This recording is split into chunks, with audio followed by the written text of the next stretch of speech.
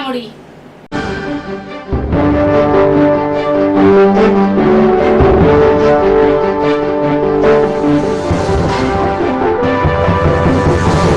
जम्मू काश्मीरमधील पहलगाम येथे झालेल्या दहशतवादी हल्ल्याच्या पार्श्वभूमीवर काँग्रेस पक्षाने पंतप्रधान नरेंद्र मोदी यांना संसदेचे विशेष अधिवेशन तातडीने बोलवण्याची विनंती केली।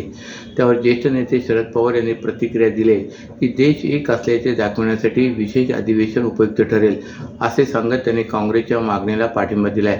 तसेच देशाचे पंतप्रधान नरेंद्र मोदी आणि गृहमंत्री अमित शहा हे जो काही निर्णय घेतील त्याला आमचा पाठिंबा असेल, असेही त्यांनी स्पष्ट केले। ठाण्याच्या पाचपाकाडी भागातील गणेशवाडी येथे राष्ट्रवादी पक्षाचे आमदार जितेंद्र आव्हाड यांनी तुळजाभवानीचे मंदिर उभारले असून या मंदिरातील तुळजाभवानी मातेच्या मूर्तीची प्राणप्रतिष्ठापना ज्येष्ठ नेते शरद पवार आणि त्यांच्या पत्नी प्रतिभा पवार यांच्या हस्ते आज करण्यात आली। या कार्यक्रमानंतर शरद पवार यांनी पत्रकार परिषद घेतली। यामध्ये जम्मू काश्मीरमधील पहलगाम येथे झालेल्या दहशतवादी हल्ल्याच्या पार्श्वभूमीवर काँग्रेस पक्षाने पंतप्रधान नरेंद्र मोदी यांना संसदेचे विशेष अधिवेशन तातडीने बोलवण्याची विनंती केली, असा प्रश्न यावेळी पत्रकारांनी पवार यांना विचारला। त्यावर भाष्य करत त्यांनी याबाबत मत व्यक्त केले की पहलगाम येथे झालेला दहशतवादी हल्ला हा देशावर झालेला हल्ला आहे। यात अनेक कुटुंबातील नागरिक शहीद झालेत। त्यामुळे देशातील हल्ल्यात जात धर्म आणण्याची गरज नाही, कारण देशवासी म्हणून आपणाला एकत्र यावे लागेल। त्यामुळे देशाचे पंतप्रधान नरेंद्र मोदी आणि गृहमंत्री अमित शहा हे जो काही निर्णय घेतील त्याला आमचा पाठिंबा असेल, असे मी यापूर्वीच म्हटले, असे पवार यांनी सांगितले। तसेच पहलगाम येथे झालेल्या हल्ल्यानंतर संपूर्ण देश एकसंघ आहे आणि सर्व पक्ष एकत्र आहेत हे दाखवण्यासाठी संसदेचे विशेष अधिवेशन हे उपयुक्त ठरेल, असे सांगत त्यांनी काँग्रेसच्या मागणीला पाठिंबा दिलाय। तर ठाकरे बंधू एकत्र येत असतील तर त्यात राजकारण आणण्याची गरज नाही। त्यामुळे राज ठाकरे आणि उद्धव ठाकरे दोघे बंधू एकत्र येत असतील तर आम्हाला आनंदच होईल, अशी प्रतिक्रियाही शरद पवार यांनी दिली। एखाद्या अनधिकृत बांधकाम आढळल्यास लगेच कारवाईचे फतवे काढले जातात, पण ठाणे महापालिकेच्या मालकीचे गावदेवी मार्केटच बेकायदा असल्याची धक्कादायक बाब निदर्शनास आली। रेल्वे स्थानकापासूनच जवळ असलेल्या मार्केटच्या या इमारतीला अद्याप ओसी मिळाली नसून अग्निशमन दलाचीही एनओसी घेण्यात आलेली नाही।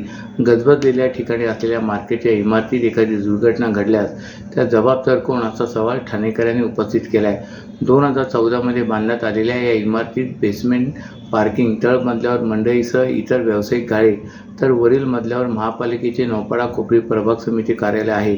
या ठिकाणी दुय्यम निबंधक कार्यालय व इतर कार्यालय देखील असल्याने दररोज हजारो लोकांची ये-जा असते।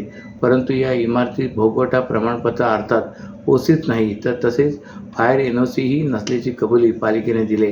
नियमाप्रमाणे ओसी असल्याशिवाय कोणालाही फायर एनओसी देता येत नाही।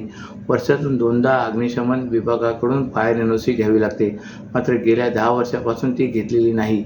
अशा कुठल्याही प्रकारचा अहवाल सादर करण्यात आलेला नाही व सध्या स्थितीत या इमारतीची अग्निशमन यंत्रणाच योग्य प्रकारे कार्यान्वित नसल्याचे दिसून येत आहे। याचा भांडाफोड काँग्रेसचे प्रवक्ते राहुल पिंगळे यांनी केला आहे। 2.5 वर्षात महायुती सरकारने केलेले काम पाहून मतदारांनी महायुतीला भरभरून मतदान केले। काम करणाऱ्यांसोबत जाण्याचा निर्णय लोकांनी घेतलाय। त्यामुळे शिवसेनेत दररोज विविध पक्षातील कार्यकर्ते प्रवेश करत आहेत। विधानसभेवर महायुतीचा भगवा झेंडा फडकला, आता महापालिकांवर भगवा झेंडा डौलाने फडकेल, असा विश्वास शिवसेनेचे मुख्य नेते व राज्याचे उपमुख्यमंत्री एकनाथ शिंदे यांनी व्यक्त केला आहे। नौपाड्यातील उभाटा गटाचे उपविभाग प्रमुख प्रीतम राजपूत, उपविभाग प्रमुख राजेश पवार, गटप्रमुख सुधीर ठाकूर, शाखा प्रमुख दिनेश चिकणे यांच्यासह 20 पदाधिकाऱ्यांनी उपमुख्यमंत्री शिंदे यांच्या उपस्थितीत शिवसेनेत प्रवेश केला। त्यावेळी ते बोलत होते। आनंद आश्रम येथे झालेल्या पक्षप्रवेश सोहळ्यात खासदार नरेश म्हस्के, माजी महापौर मीनाक्षी शिंदे उपस्थित होते। उपमुख्यमंत्री शिंदे म्हणाले की ठाणे जिल्हा हा धर्मवीर आनंदीके यांचा बालेकिल्ला आहे। ठाणे शिवसेनेचा गड आहे। ठाणे महानगरपालिकेतील विद्यमान 72 नगरसेवक, ठाणे जिल्ह्यातील अनेक तालुक्यातून दररोज शेकडो कार्यकर्ते शिवसेनेत प्रवेश करत आहेत, असे उपमुख्यमंत्री एकनाथ शिंदे म्हणाले। खरी शिवसेना आणि धनुष्यबाण जो काँग्रेसच्या दावणीला बांधला होता तो सोडवण्यासाठी आम्ही उठाव केला। आतापर्यंत मुंबईतील 70 नगरसेवकांनी शिवसेनेत प्रवेश केलाय।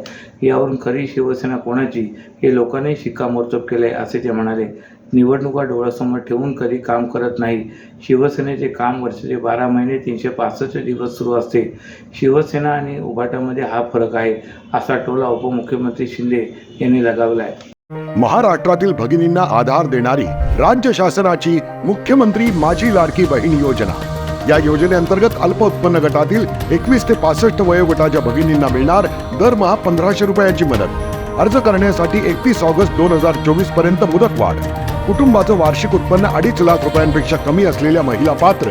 कुटुंबाकडे पिवळं किंवा केशरी रेशन कार्ड असल्यास उत्पन्नाचा दाखला आवश्यक नाही. पांढरं रेशन कार्ड असेल किंवा रेशन कार्ड नसेल तर कुटुंबाचं वार्षिक उत्पन्न 2.5 लाखांपेक्षा कमी असल्याचा दाखला आवश्यक. योजनेसाठीचा ऑनलाईन अर्ज नारी शक्ती दूत ॲप वरून किंवा पोर्टलवर भरता येईल. ज्या भगिनींना ऑनलाईन अर्ज भरता येत नसेल त्यांच्यासाठी अंगणवाडी, ग्रामपंचायत, वॉर्ड ऑफिस, सेतू सुविधा केंद्रामध्ये किंवा आशाताई बचत गटाच्या CRP यांची मदत उपलब्ध. आता आपल्याला अभिमानानं म्हणता येईल, सुखी आणि सुरक्षित आहे माझी लाडकी बहीण.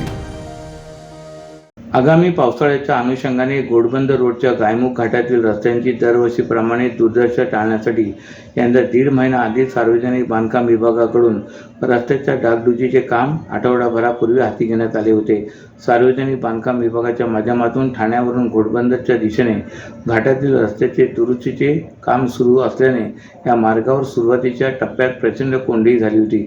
आता तांत्रिक कारणामुळे हे काम लांबले असून 2 दिवसाचा अतिरिक्त ब्लॉक या कामासाठी घेण्यात आला आहे. घोडबंदर रस्त्यावरील गायमुख घाटातील रस्त्याचे काँक्रिटीकरणाचे काम रखडले. दरवर्षी पावसाळ्याच्या तोंडावर या घाट रस्त्याचे काम सार्वजनिक बांधकाम विभागाकडून केले जाते. मात्र पावसाळा सुरू होताच काही दिवसात घाटातील रस्त्यांची अवस्था खड्ड्यामुळे बिकट होते. ही कोंडी टाळण्यासाठी यंदा शुक्रवार 25 एप्रिलच्या मध्यरात्रीपासून येथील डागडुजीचे कामाला सुरुवात झाली. मंगळवार 29 एप्रिल रात्री 12 वाजेपर्यंत काम पूर्ण होणे अपेक्षित होते. त्यामुळे कोंडी होऊ नये यासाठी वाहतूक शाखेकडून या कामादरम्यान अवजड वाहनांच्या वाहतुकीवर बंदी घातली होती. मात्र रस्त्याच्या डांबरीकरण कामासाठी आवश्यक असणाऱ्या डांबरावर प्रक्रिया करणाऱ्या प्लॅन्टमध्ये बिघाड झाल्याने हे काम 2 दिवसासाठी लांबल्याची माहिती सार्वजनिक बांधकाम विभागाच्या अधिकाऱ्यांनी दिली. 3.5 मुहूर्तापैकी एक मुहूर्त समजला जाणाऱ्या अक्षय तृतीयेनिमित्त सोने खरेदीला एक प्रकारे शुभ मानले जाते. या दिवशी 1 ग्रॅम तरी सोनं नागरिक खरेदी करतात. त्यामुळे आज अक्षय तृतीयेनिमित्त ठाण्याच्या जांभळी नाका, नौपाडा, राममूर्ती रोड या परिसरातील सोने चांदीच्या दुकानामध्ये नागरिकांची गर्दी पाहायला मिळाली. एकीकडे सोन्याचे भाव गगनाला भिडलेले असताना आज अक्षय तृतीयेनिमित्त सोने खरेदीकडे नागरिकांचा कल वाढलेला दिसतोय.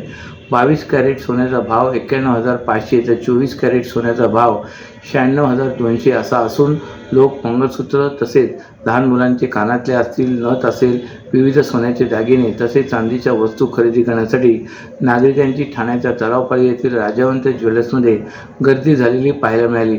तर सध्या लग्न सराई सुरू असून नागरिकांचा सोने खरेदीकडे कल वाढलेला पाहायला मिळत आहे.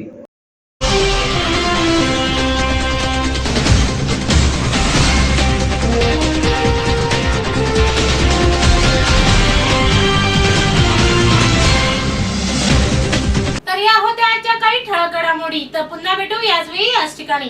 ठाणे दर्पण या वृत्तवाहिनीचे प्रसारण YouTube वर पाहायला विसरू नका.